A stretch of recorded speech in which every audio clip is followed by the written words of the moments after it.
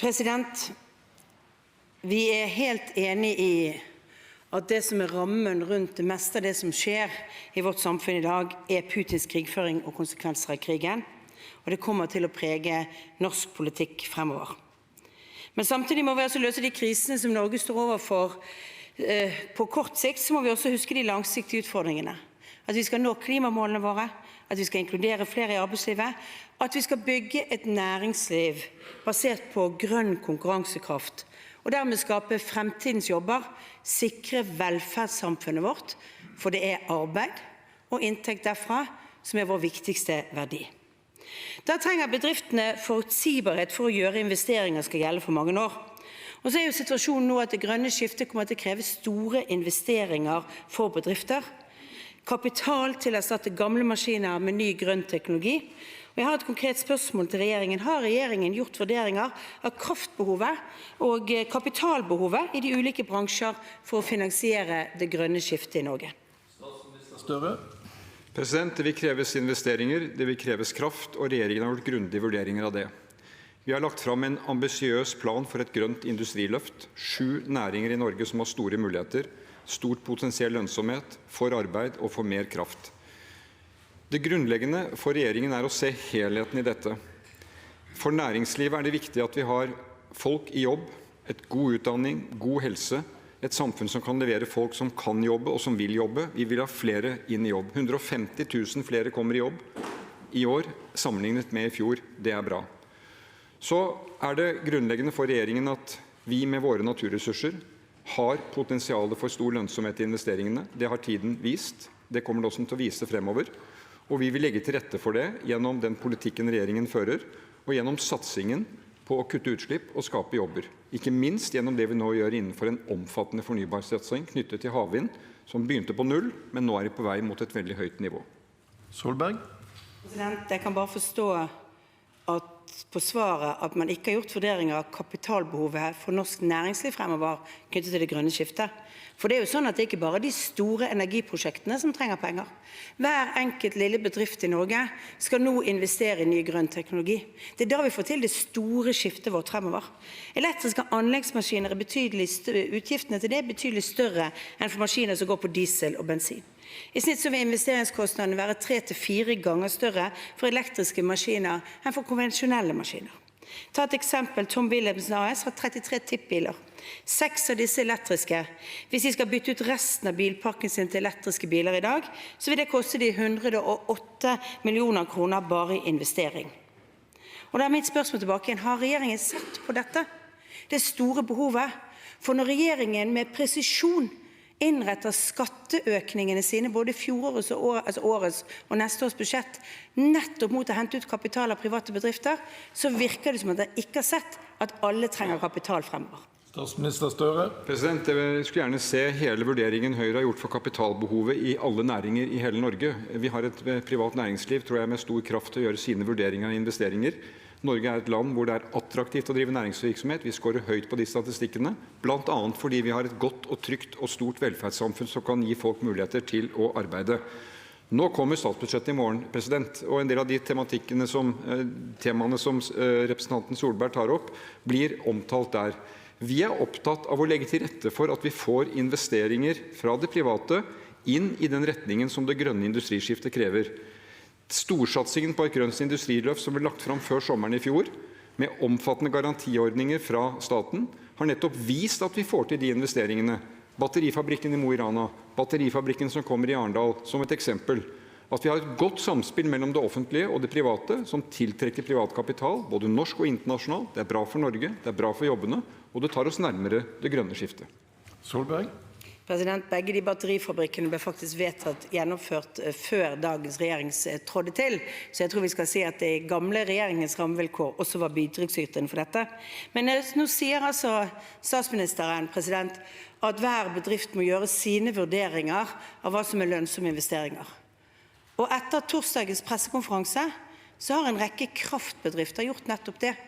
Tatt statsministeren på ordet og vurdert lønnsomheten i de prosjektene som skal til for å levere mer kraft. Lyse skrinlegger investeringer opp til 5 milliarder kroner. Agder Energi opp til 11 milliarder kroner.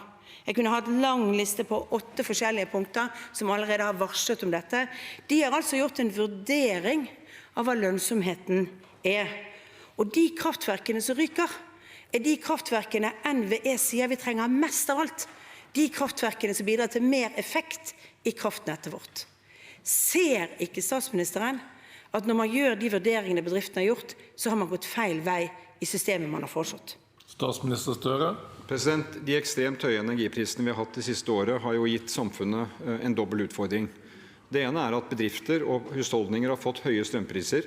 Fellesskapet har stilt opp med det med en strømstøtteordning for familier, husholdninger og for næringslivet. Det koster mange penger.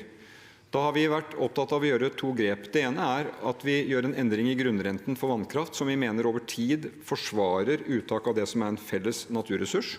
Og så har vi altså et tiltak som vi kaller en høyprisavgift, som er ment å kunne hente inn penger fra disse ekstremt høye prisene for å finansiere tiltak som kan lette for bedrifter og husholdninger. Det er et tiltak i en krisetid. Det er et midlertidig tiltak knyttet til de veldig høye prisene. Jeg forstår at det gir utfordringer for næringslivet, de utfordringer for hele samfunnet. Ingen slike grep er uten komplikasjoner, president. Men poenget her er at vi skal dekke inn dette på en ansvarlig måte. Vi skal komme gjennom dette på en måte hvor vi støtter husholdninger og bedrifter. Og med dette grepet så er vi i stand til å fordele dette på en måte som gir den hjelpen. Og så får vi håpe at behovet er kortvarig, og at prisene etter hvert vil gå ned. Solberg. Vi i Høyre enig i at vi skal hente mer inntekter inn fra kraftselskapene i den situasjonen som er. Det har vi sagt fra dag 1, at vi skal bidra til å finansiere med de som har stort overskudd. Men det er altså sånn at det forslaget som er lagt frem, det møter ikke det jeg mener er det grunnleggende kravet vi bør ha til hvordan vi håndterer krisesituasjoner. At stegene vi gjør på kort sikt går på riktig retning i forhold til de langsiktige utfordringene. For det er jo nettopp sånn at de kraftverkene som nå tas ut, det er de som bidrar til vår største utfordring i kraftnettet vårt, nemlig effektkraftverkene. Pumpekraftverkene som slår inn når det er høye priser, som bidrar til at vi kan se fremover i tid uten at folk opplever at lyset faktisk går, fordi vi ikke har vært gode nok på kraftbalansen vår. Er regjeringen i det hele tatt interessert i å se på endringer i dette systemet som akkurat nå kan bidra til at vi i 2030 sitter med et for dårlig kraftnett, både til bedrifter og familier gjennom kalde vintre? Statsminister Støre. Jeg tror situasjonen for kraftnett og kraftkapasitet i Norge skal se tilbake 8 år også på hva som skjedde og ikke skjedde under forrige regjering.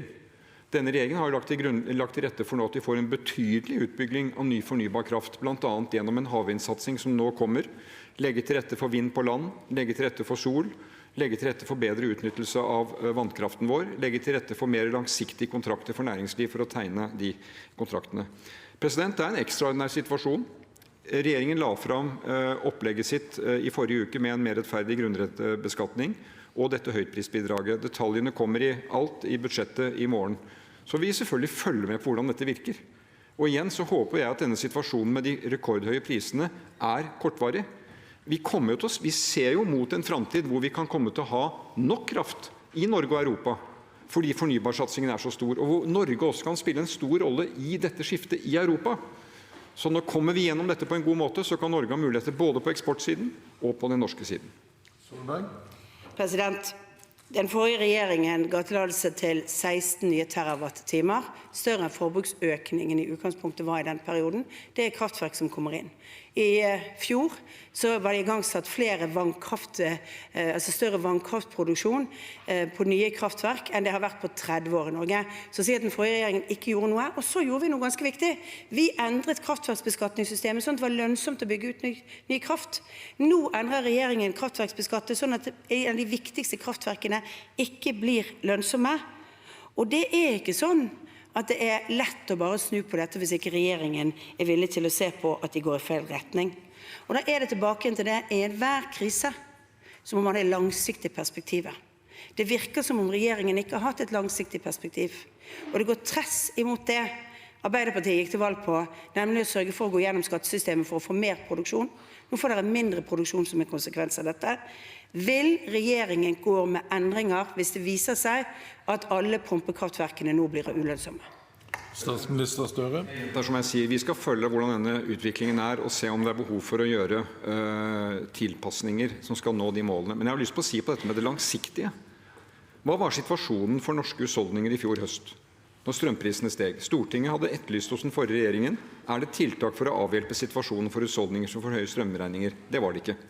Denne regjeringen la fram en ordning som sikret at folk nå kommer gjennom denne tiden, får støtte, får lavere strømregninger. Det har også noe med langsiktighet å gjøre. Denne regjeringen har tatt grep for å sikre finansieringen av vårt felles velferdssamfunn over tid. Det har alltid noen utfordringer ved seg. De som nå står opp og protesterer mot dette, de har ansikter, sterke interesser bak seg. De vi stiller opp for med de grepene vi nå tar, har ikke nødvendigvis de talspersonene, de kraftige interessene som står i ryggen av dem. Det fordi at vi skal nå også se de som kommer i en vanskelig situasjon. Det handler også om langsiktighet for det norske samfunnet. Få flere av de mange uføre som blir uføre på Solbergs vakt, inn i arbeid. Få flere av de som nå ønsker å arbeide, gi dem utdanning, gi dem helse til å komme i jobb. Det har også med langsiktighet å gjøre. President, jeg var fristet til å be om ordet, men jeg vet jeg har brukt opp replikkene mine. Det helt korrekt, og da neste replikant Sylvi Listhaug.